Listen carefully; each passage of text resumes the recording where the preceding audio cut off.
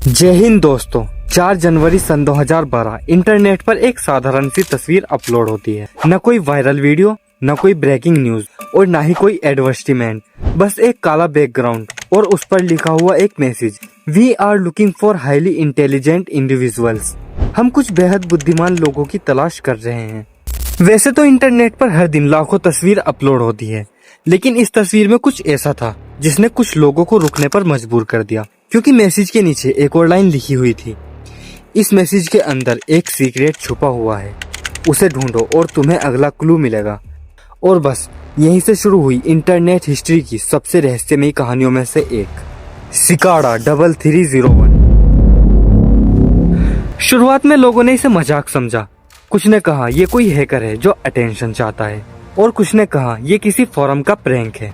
लेकिन कुछ लोग रुक गए। उन्होंने इमेज डाउनलोड की, उसके पिक्सेल्स चेक किए, उसका कोड एनालाइज किया, और कुछ ही घंटों बाद किसी ने उस तस्वीर के अंदर छिपा हुआ पहला सीक्रेट ढूंढ निकाला। अब तक ये सिर्फ एक पजल था, लेकिन किसी को भी इस बात का अंदाजा नहीं था कि ये पजल आने वाले दिनों में इंटरनेट से निकलकर दुनिया की सड़कों तक पहुंच जाएगा।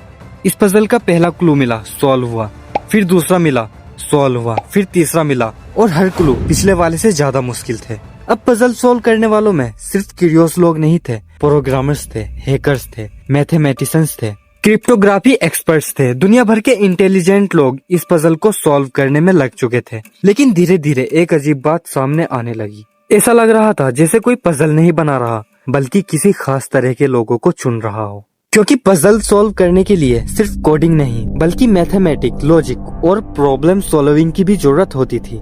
जो लोग क्लू सॉल्व करते उन्हें अगला क्लू मिलता, जो नहीं करते वो वहीं रुक जाते, जैसे कोई अनसीन फिल्टर काम कर रहा हो। और शायद यही इस पजल का सबसे अजीब हिस्सा था।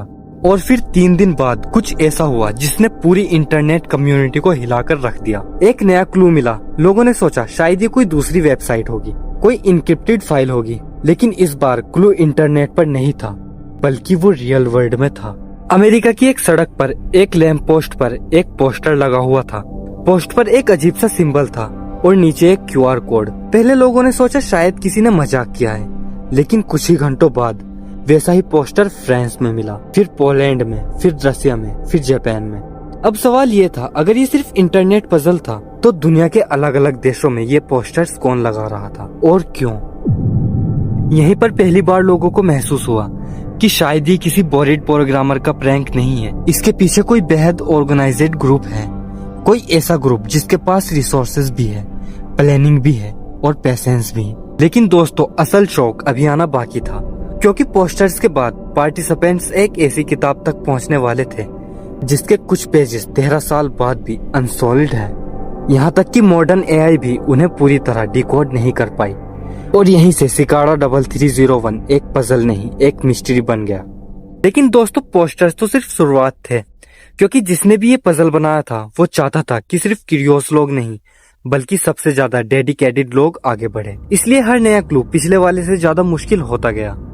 पोस्टर्स पर मिले QR कोड्स को स्कैन करने के बाद पार्टिसिपेंट्स एक सेट ऑफ क्लू तक पहुंचे, फिर इनक्रिप्टेड मैसेज, फिर स्ट्रेंज कोड्स, फिर ऐसे पजल्स जिन्हें सॉल्व करने में कई लोगों को घंटे नहीं बल्कि कई दिन लग गए। और फिर पजल ने अपना सबसे रहस्यमय रूप दिखाया। पार्टिसिपेंट्स एक किताब तक पहुंचे जिसका नाम था लिबर प्रमस, यानी द फर्स्ट बुक। पहली नजर में ये कोई पुरानी किताब नहीं लगती थी, लेकिन जैसे ही लोगों ने इसे पढ़ने की कोशिश की, उन्हें एहसास हुआ कि कुछ बहुत अजीब है। किताब के पन्नों पर शब्द थे, लेकिन वो किसी जानी पहचानी भाषा में नहीं थे, और ऐसे पेजेस थे जिसका मतलब कोई समझ ही नहीं पा रहा था। दुनिया भर के कोड ब्रेकर्स उस पर काम करने लगे, और शायद यही वजह है कि सिकाड़ा 3301 आज भी चर्चा में रहता है। लेकिन दोस्तों, असल मिस्ट्री किताब नहीं थी, असल मिस्ट्री कुछ और ही थी। क्योंकि इसी दौरान इंटरनेट पर कुछ लोगों ने दावा करना शुरू किया, हम पजल सॉल्व कर चुके हैं। अब कुछ लोगों को लगने लगा था कि आखिरकार सच सामने आएगा, सबको पता चल जाएगा कि सिकाड़ा 3301 के पीछे कौन है। लेकिन हुआ बिल्कुल इसका उल्टा। जिन लोगों ने पजल सॉल्व करने का दावा किया था, उन्होंने अचानक डिटेल्स शेयर करना बंद कर दिया। कुछ लोगों ने सिर्फ इतना कहा कि उनसे कांटेक्ट किया गया, और कुछ ने कहा उन्हें प्राइवेट कम्युनिकेशन चैनल पर ले जाया गया, और उसके बाद बस खामोशी। कोई स्क्रीनशॉट नहीं, कोई प्रूफ नहीं, कोई क्लियर एक्सप्लेनेशन नहीं। जैसे पजल यहीं खत्म नहीं हुआ था, बल्कि यहीं से किसी और चीज की शुरुआत हुई थी। और यहीं पर पूरे इंटरनेट ने एक ही सवाल पूछना शुरू किया, आखिर सिकाडा 3301 चाहता क्या था?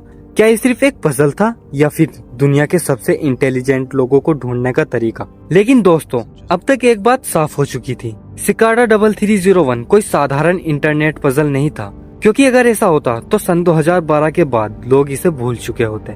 सन 2013 में सिकाडा 3301 वापस आया, फिर नए क्लूज के साथ, फिर नए पजल्स के साथ, और फिर सन 2014 में भी।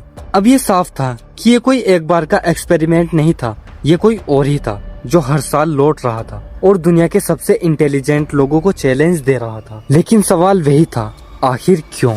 यहीं से इंटरनेट पर थ्योरीज की शुरुआत हो गई।